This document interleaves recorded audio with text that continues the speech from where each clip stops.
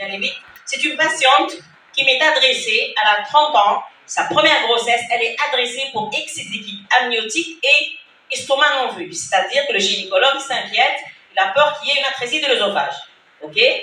Donc je regarde, l'estomac était en place, tout va bien, l'œsophage était en place. Mais, alors le gynéco, s'il essayait de voir être expert du normal, s'il connaît un cœur normal, les astuces, comment il faut faire pour voir les critères, s'il a les critères de réussite à la concavité, il va quand même remarquer que, voilà, il faut zoomer, hein, on a zoomé, côte complète, 6e espace intercostal, j'ai la pointe, j'ai mes valves pulmonaires, j'ai pas mon sinus coronaire, d'accord? Mais qu'est-ce que vous remarquez? Vous remarquez que j'ai ici mon septum ventriculaire, il ne va pas, il ne dépasse pas la ligne des valves. D'ailleurs, j'ai une CIA septum, CIA d'admission, j'ai une CIV, une CIV d'admission, une CIA septum primum, et j'ai une seule valve auriculo-ventriculaire. Ça s'appelle un canal atrio-ventriculaire. Parce que, je vous ai dit tout à l'heure, je peux avoir tous mon septum interauriculaire, je peux avoir mon septum primum, je peux avoir mes 2 valves, mais j'ai un trou, ça s'appelle CIV. C'est pour ça qu'il faut décrire. Donc vous voyez, ce cas-là, voilà, on est passé à côté, voilà. Et quand vous faites après en systole et en diastole, là c'est en systole, vous avez un amas, d'accord? Et le septum ne dépasse pas donc la ligne des valves. Vous voyez? Ça, c'est un aspect typique de canal atrio-ventriculaire. Un autre cas, voilà, l'estomac, je crois qu'il était en place. Voilà, je vous ai montré, vu d'en haut, vous avez donc voilà, l'aspect en bougie avec une CIA septum primum et la CIV. Voilà, je passe rapidement sur ce cas. Le bébé, on avait ce faciès là, mais je ne sais pas ce qu'il était normal ou pas, je n'ai pas de retour. Là, c'est une patiente, elle est âgée de 42 ans. Et on a une consanguinité de premier degré. D'abord, facteur de risque. Le premier, c'est l'âge. 2, consanguinité. D'accord? Alors, je fais une coupe 4 cavités. Bon, voilà, j'ai une côte complète, j'ai zoomé, j'ai tous les critères. J'ai réussi ma coupe 4 cavités, mais qu'est-ce qui chiffonne un petit peu? 37 semaines, on a une asymétrie des cavités. Bon, elle peut être normale 3e trimestre, mais on est un peu frappé par une oreillette droite qui est un peu dilatée. Mais je vous ai dit que avec une... voilà, alors quand on se concentre ici, on n'est pas trop inquiété. Mais après, vous avez ici, regardez, quel est le premier vaisseau qui sort du ventricule gauche? Regardez bien.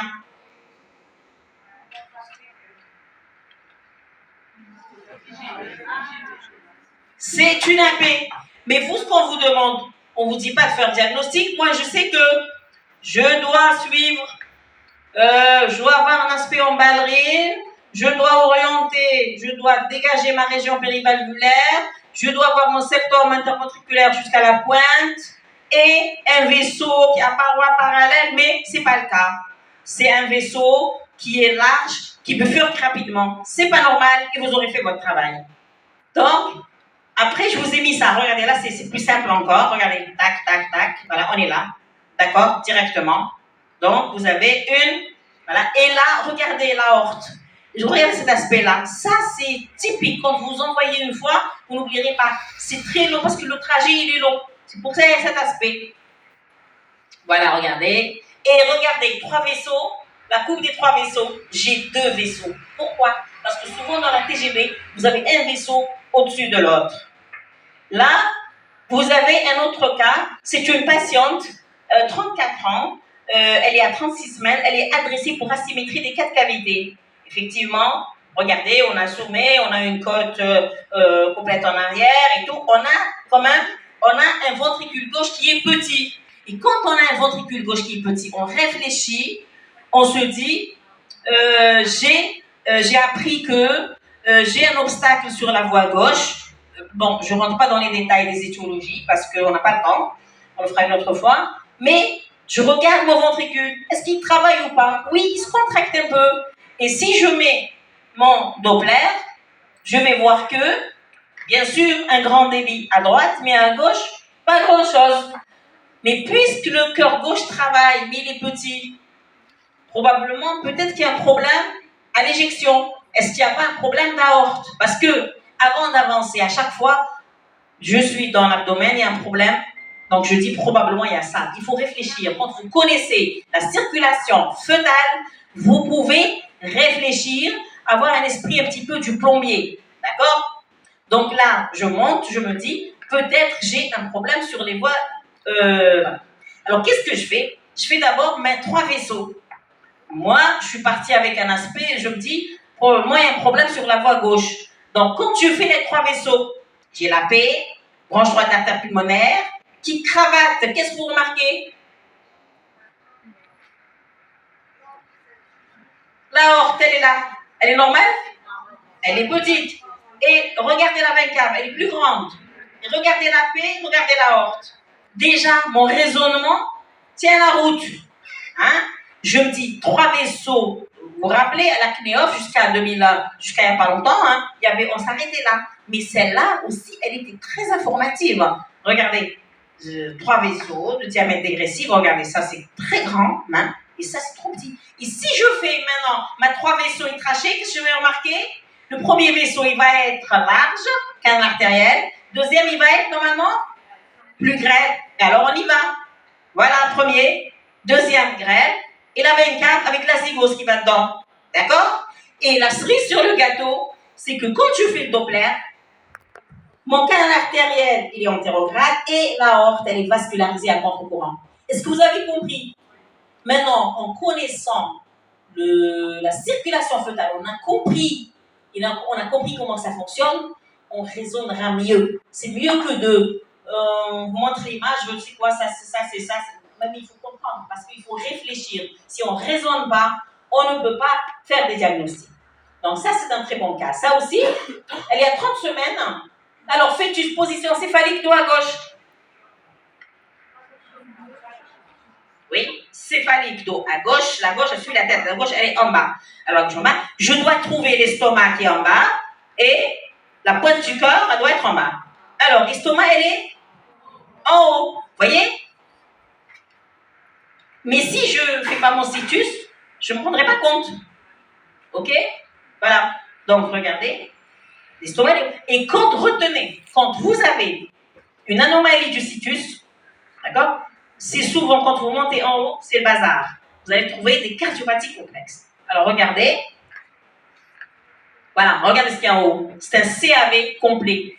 Et regardez, quand vous avez ça, il n'y a pas de cloison du tout, et que vous ne connaissez pas des petites astuces, comment reconnaître votre oreille droite et oreille gauche, vous ne savez pas où vous êtes. Vous ne savez pas où est la droite, où est la gauche. Oui ou non? Mais si je connais que la crista terminalis, elle est au niveau de l'oreille droite, je peux me rendre compte. Regardez, voilà la crista terminalis. D'accord? La crista, elle est à droite. Elle est à droite, mais moi, je dis la gauche, elle est en bas. Vous avez même tout est inversé. D'accord? Mais là, je ne rentre pas dans les détails. C'est pour vous inciter à travailler sur le site. Même les vaisseaux, ils sont en vaisseaux transposés. Là, 28 semaines. Je vous ai montré tout à l'heure, pardon, excuse-moi. Non, pas ça. Et je reviens. Voilà. La contractilité, regardez, je dis, j'ai un problème au niveau du ventricule gauche. Il ne se contracte pas. Il ne se contracte pas veut dire valve qui ne s'ouvre pas. Veut dire une vieux sens qui tape de l'autre côté. On est d'accord? Veut dire que si je mets mon Doppler, le flux va aller de l'autre côté. Déjà, avant de mettre le Doppler, regardez, je mets le Doppler, il y a même une régurgitation. Parce que, d'accord? Tout ça, c'est un raisonnement. Vous pouvez, avant de mettre votre Doppler, vous savez à peu près à quoi vous y attendez. Maintenant, celle-là, elle a 33 ans, XI. 33 ans, première grossesse, XI. On me l'envoie à 23 semaines. Pardon, voilà. Non, pas ça. Voilà. Je fais, là. Ventricule gauche, petit. Échogène. Donc, si je fais, je vois ça, je m'y attends à avoir des cavités gauches, même à aorte, probablement, il y aura un problème. Je réfléchis. Peut-être qu'elle est bien vascularisée à contre-courant, elle est bien.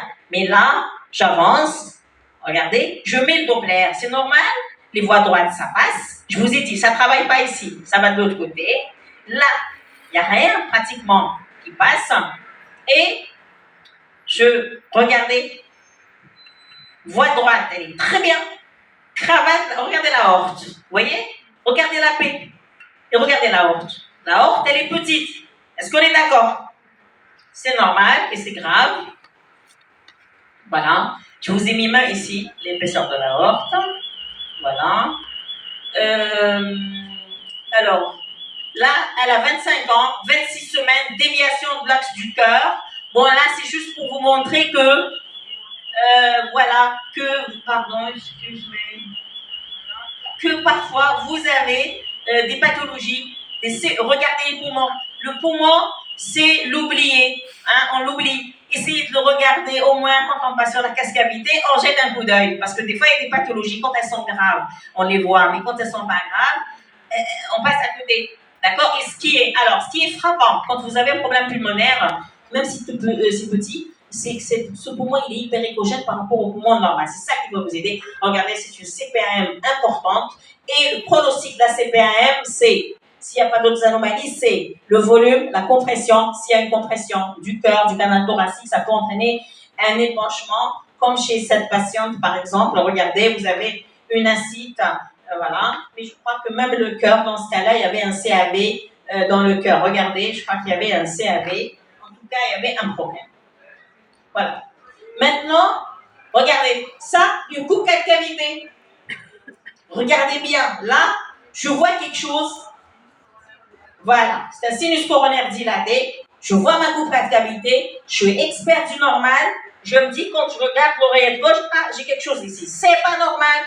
Je connais pas, je la réfère. Une fois référée, elle revient chez vous. Ah, c'est un sinus coronaire dilaté, c'est bon. La prochaine fois, quand vous recevez toutes les femmes qui passent pour une coupe 4 cavités, vous allez regarder si elles ont ça. Et c'est bon, ça reste dans votre tête. C'est comme ça que vous allez évoluer.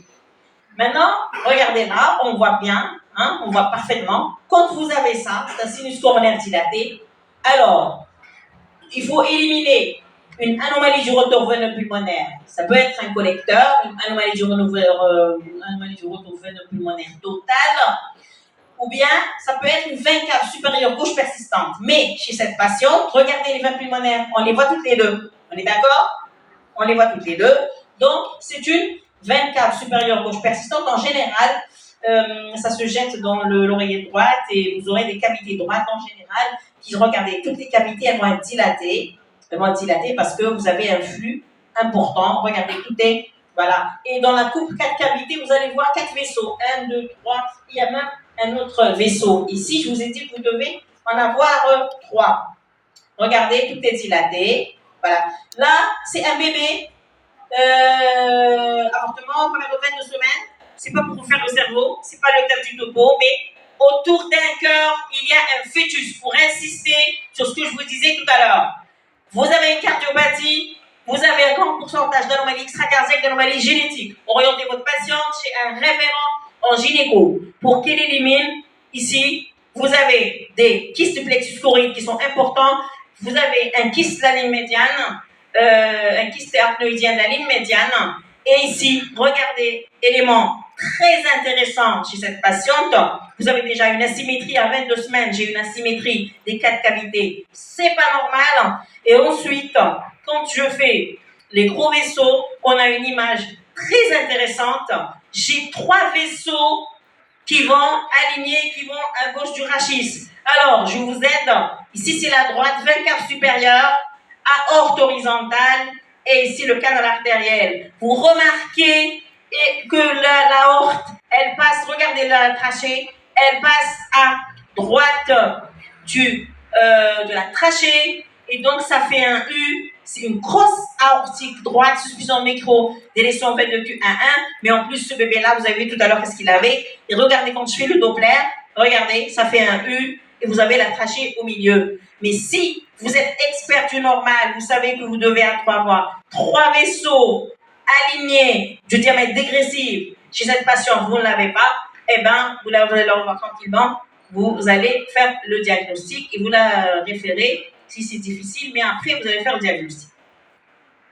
Et ce bébé, je vous dis, cardiopathie autour d'un fœtus, autour d'un cœur et un fœtus. Regardez, bien sûr, vous avez un petit corps calleux parce que vous avez un kyste arachnoïdien immédiat qui gêne le développement du corps calleux, et vous avez des OPN qui sont absents, et vous avez là-bas une main qui est crispée. Là, c'est juste pour vous dire que quand vous avez une image intracardiaque, échogène, pensez au rhabdomyome, c'est le plus fréquent, mais pensez également, quand c'est unique, à un amartome ou bien un fibron du cœur. Mais souvent, c'est des rhabdomyomes et ils peuvent, dans 60-80% des cas, être associés, être rentrés dans la pathologie de la sclérose tubereuse de Bourneville. Et dans ce cas-là, dans la sclérose tubereuse de Bourneville, vous pouvez avoir des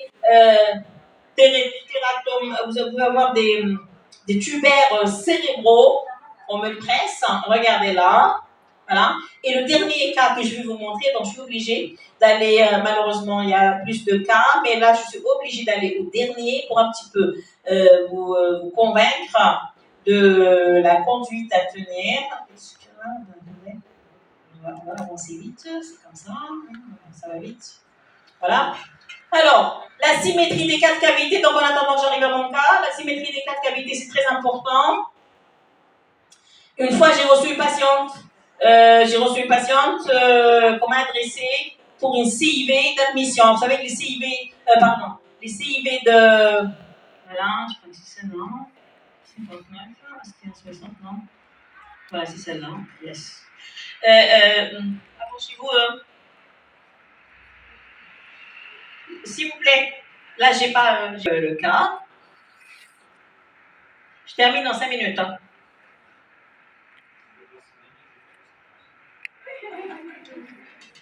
Qu'est-ce qu'il a dit? Ici, ça marche. Hein.